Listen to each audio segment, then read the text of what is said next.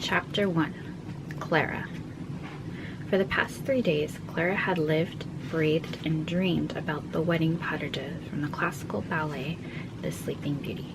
She pinched her forearm, still not believing that she, little old Clara, had been asked to replace the Bolshoi's prima ballerina, Maria Tverskaya, in the World Stars of Ballet Gala as a last-minute villain. In the ballet world, everyone knew Maria's name. Nope, you're not dreaming. You are headed to London, see? Her best friend Amanda said, glancing over to her from the driver's seat. You're sure? Positive. Now finish your coffee. I promise it'll sink in once you're more awake. Clara reached for the still half-filled coffee and took a large sip. The thrill of going on this trip almost matched the adrenaline rush she received every time she stepped onto the stage.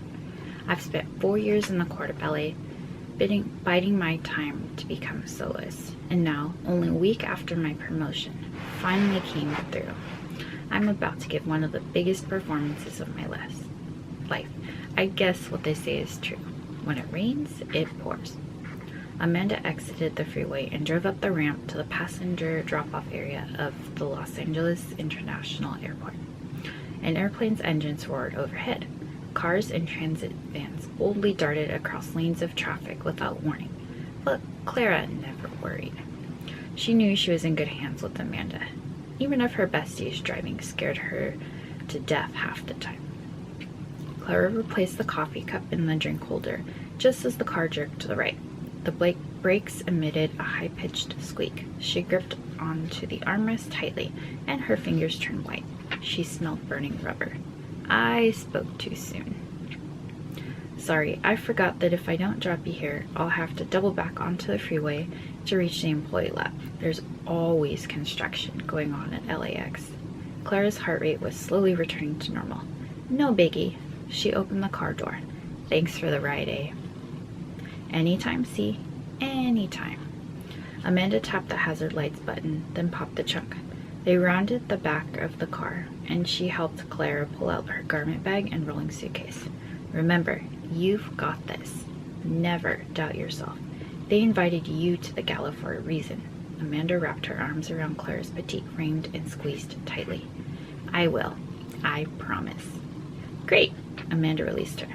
Then all that's left for me is to tell you to have a safe flight. Text me if you get bored waiting at the gate. Clara collected her rolling luggage and jogged from the island to the terminal. Turning around, she waved and watched Amanda hop back in the car and speed off. Entering the terminal, Clara plopped her belongings down on a section of hard plastic chairs and reshuffled everything. Makeup and liquids are in here, costume in there, point shoes in my tote. Everything else is in the rolling bag. I think I'm good to go. She headed over to the teal self-service ticket kiosks for Pacific Skyways. The caffeine from her caramel macchiato she downed was beginning to kick in and gave her the extra jolt of energy she needed to be a fully functioning member of society. Clara tapped the check-in button on the kiosk monitor, following the instructions to verify her reservation information on the machine. Just as she scanned the photo page of her passport, the screen flashed an angry red error message, prompting her to try again. That's weird. Maybe I just had it angled wrong. Placing her tote bag on the ground, she attempted to scan the document once more. Frustratingly, she received the same error message. She huffed, and the muscles in her neck tensed. I hate technology. She released a deep breath. It's fine. This is why I wanted to arrive early, in case I had any problems. The ticket agent can fix whatever's going on here. I just have to stay calm. There isn't a reason for me to get upset. She walked over to the ticket queue. A set of 5 bored-looking airline agents stood chatting about their weekend. She stood by the stanchions waiting, tapping her hand against her thigh, mentally reviewing the choreography of The Sleeping Beauty. Finally, a full minute later, the agents noticed a line forming. Swiftly, they fled to their various stations and signaled the waiting passengers over to them. Next, Clara rushed over to a yawning man with a bald spot. Hi, I'm here for flight 769 direct to London Heathrow. The kiosk wouldn't let me finish checking in for some reason.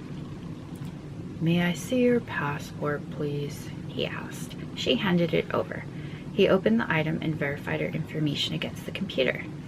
Satisfied, the agent clicked through a few screens and let out a low whistle. "Oh, 769. Yes?" The muscles in her stomach tightened. The agent's brow furrowed. It looks like that flight has been delayed 5 hours. Mechanical issues with the plane. Your new scheduled departure time is 1 p.m. She gulped and did the mental math. With the time change, this would put her in London at 9 a.m.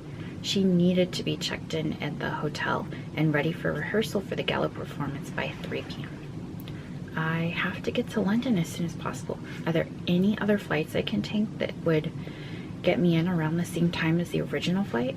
Or maybe you could reroute me through another city like Paris or Amsterdam? Clara gripped the handle of her travel purse hard. Anxiety crept up as she began to fear more things would go wrong. If the flight ended up being canceled, what if she lost her only chance to rehearse before the show? No, she had to stay optimistic. Everything happens for a reason, just like Maria having to pull out. I'm meant to be there. Despite the circumstances beyond her control, she remained determined to adapt to make the most of whatever came her way. The clerk shook his head. Flight 769 to London Heathrow is completely full. Last night's red-eye was cancelled, but he stared at Clara with a blank expression. If you wanted to volunteer to take a later flight, I can upgrade you to first class. Hadn't he listened at all to what she'd said earlier? Her cheeks flushed. No, I'm on a tight deadline. The clerk held up his hands. I'm sorry. I'm just doing my job. He cleared his throat. Are you planning to check your bags in today? She sighed and reluctantly glanced over to her rolling bag, knowing it would likely have to be checked anyway, especially if it was a full flight. I guess. She double-checked one more time that her costume, point shoes, and other key items in her carry-on, then placed the bag on the scale. Thanks. You can pick up your bag in London. Here are your boarding passes and claim ticket. Your seat will be assigned at the gate. Is there anything else I can help with? Where can I find the strongest cup of coffee in the terminal? Norma's Cafe, across from the book stand. Thanks. Clara's eyes fluttered as she sniffed the air. There's nothing better than the smell of roasting coffee beans. I'm going to treat myself to something special. I want a piece of pumpkin thread or a cinnamon twist to go with my vanilla latte? Choices, choices. She stood on her toes to have a better look at the display case. Oh, they have banana muffins too. Gah, should I buy one of everything? Her phone chimed. She pulled out the device from her handbag's outer pocket and unlocked the screen. Amanda, just finished our debrief. I have 2 minutes to spare before we start boarding the plane. Are you checked in? Clara hesitated. Should she fill her bestie in? No, Amanda didn't need to be burdened with her problems when she was about to work a 12-hour flight. Clara, yes. She snapped a photo of the cafe. Clara, just waiting for coffee and deciding on pastries. Amanda, another coffee? Question mark. Get the pumpkin bread. I know it's your favorite. Clara, I love my caffeine. Amanda, facepalm emoji. Clara, cheesy grin emoji. 3 dots blinked. Amanda was typing. Clara, I meant to ask you earlier, but where are you heading today? Amanda, Zurich.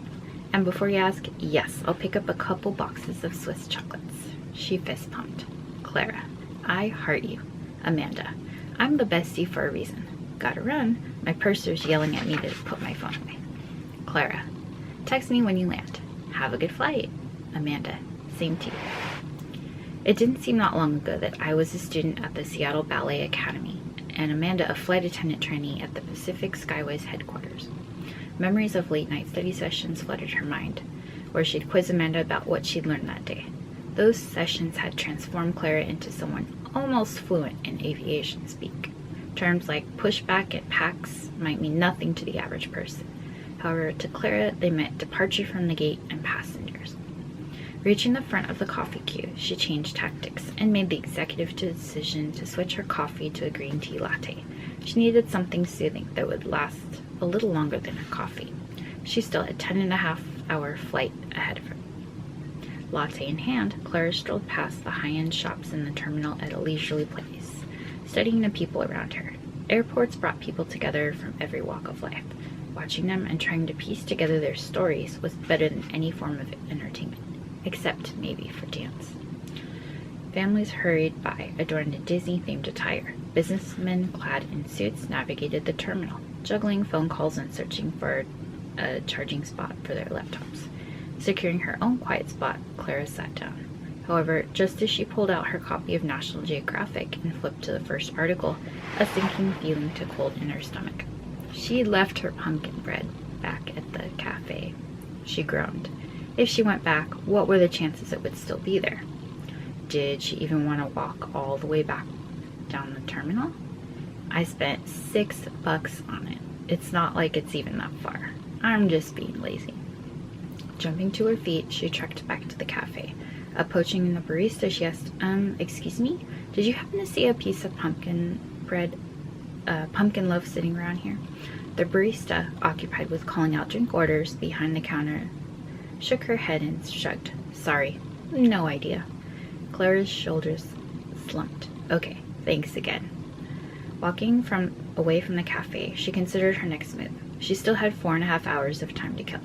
If she didn't eat now, she'd be starving in the next hour. On an average day, she ate a big snack between her 10 and 11 a.m. rehearsals to tide her over until lunch at 1. Earlier, I ordered the last piece of pumpkin bread. The case was still empty when I walked past, so I guess the universe is trying to tell me to eat a real lunch. Making her way to the nearest newsstand and snack shop, Clara contemplated whether she should splurge on a $10 ham sandwich or go for the $15 chicken club. She bent her knees and picked up one of each, weighing them in her hand. Neither looked particularly appealing. I guess the chicken is the winner, she said to herself. She returned the ham to the cooler and picked up other snacks. As she turned, a tall man with sandy blonde hair caught her attention. He was impeccably dressed in a navy wool overcoat and tortoiseshell glasses. He was absorbed by his phone, hardly glancing up as he moved past Clara and haphazardly grabbed his own array of snacks. 3 peanut butter and jelly cupcakes, a fruit cup and a ham sandwich, and bacon and cheese sliders. They both joined the line. Next, the sandy-haired man slid his purchases to the cashier. He shuffled the phone from his left ear to his right. A hint of pink appeared on his cheeks as he fumbled with his pockets, searching for his wallet. After a moment of struggling, he finally said, "I'll ring you right back," in a posh British accent, and placed his phone on the counter. I could listen to someone with a voice like yours all day long. On the sidelines, 2 men exchanged hushed remarks and stifled laughter as they watched the unfolding scene. Clara frowned, puzzled by the situation. If they were his friends or co-workers, why didn't they step in to assist him? Did they find enjoyment in watching him struggle? "Sir, would you mind stepping to the side so I can take the next customer?" the annoyed clerk asked. "It was right here. I'm certain of it." She rolled her eyes. Men. Pulling out her credit card, she asked, "How much does he owe?" $38 even. The man's phone rang, immediately stealing his attention. Clara doubted he even noticed her. "Hello. Yes, Eddie called this morning." He pinched the bridge of his nose. "Yes, I'm handling it like I always do." She slid her lunch toward the clerk. "Can you add this to the tab, please?" "Your total is $62.10. She winced and swiped her credit card against the reader. "I offered. Too late to take it back now." "I do not baby him. Give me 1 second." Holding the phone to his ear and his shoulder, he muttered a hasty thanks and scooped up his provisions. If it were me, I'd freeze his access to his bank accounts. Without the money, he's less inclined to do something foolish. The 2 men standing off to the side rushed after him toward the gates without a backward glance. "Say it again." "I'll say it again. Men." She shook her head. Clara glanced down at how she was dressed. She wore her favorite pair of black leggings, a comfortable old black and white polka dot dotted top, and gray Converse. Her long, dark brown hair was swept up into a messy bun. Like most ballerinas, to the average person, she appeared much younger than her 26 years of age.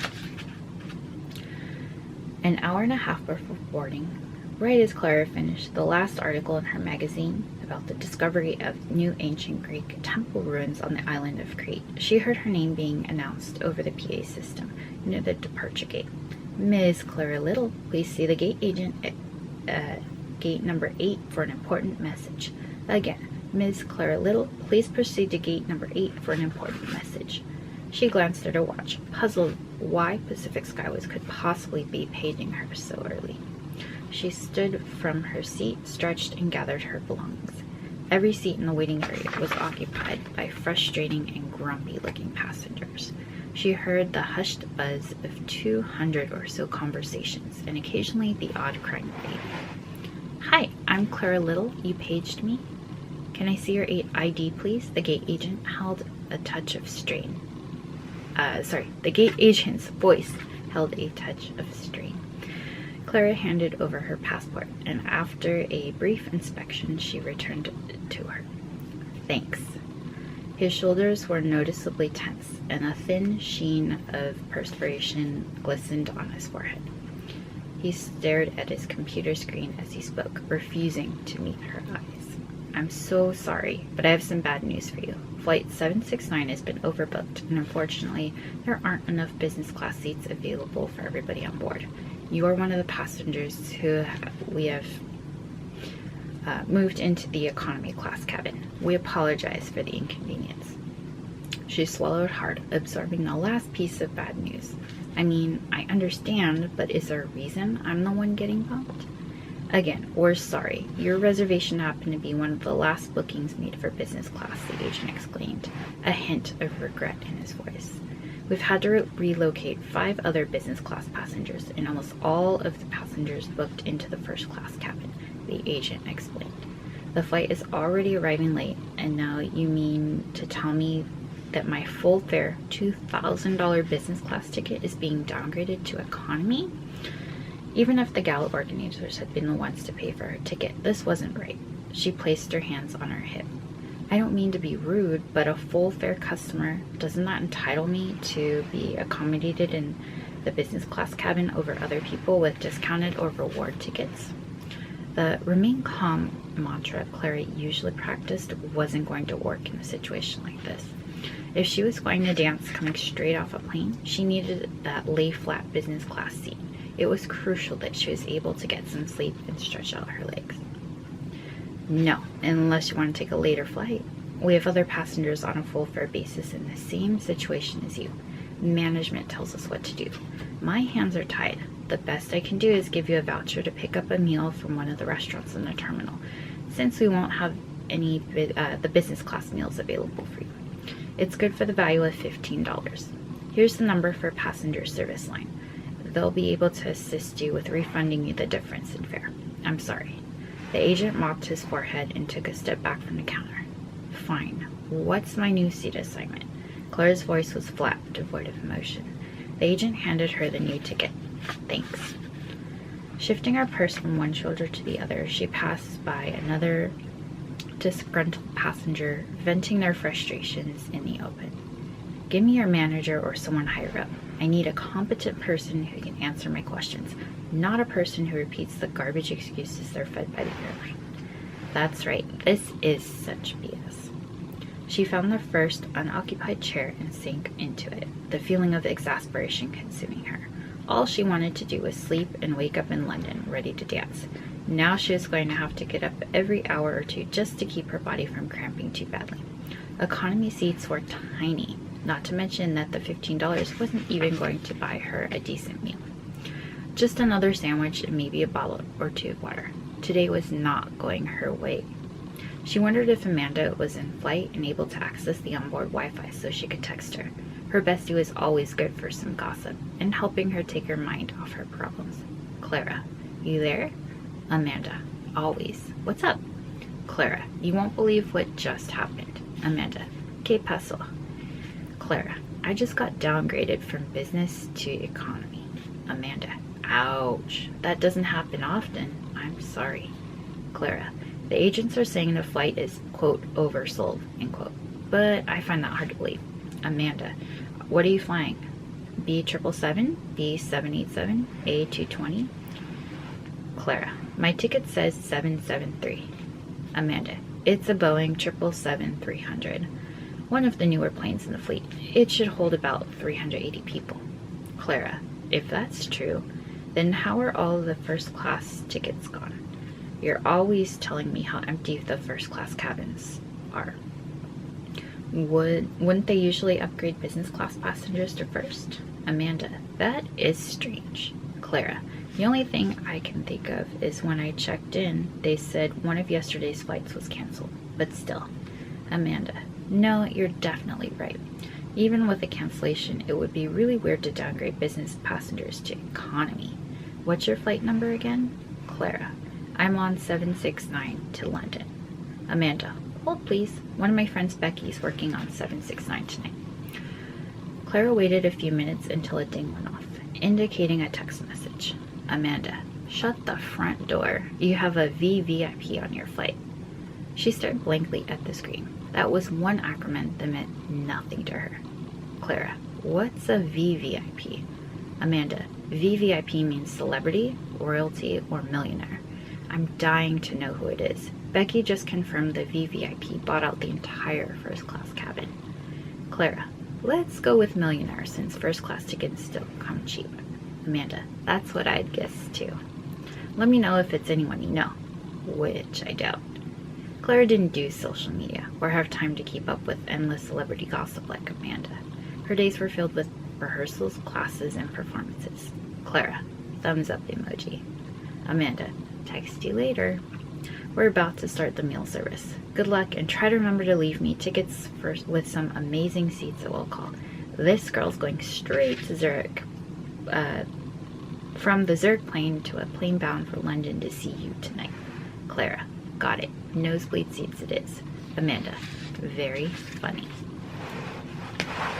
That is the end of chapter 1. If you enjoyed my reading, the chapter 1, which I'm sorry I didn't do the full voices for, I'm not a voice actress, then you can pick up Dancing with the Royal over on Amazon as an ebook, or if you want a paperback or hardback, it's also available where other books are sold. So I'll see you next time for the next read.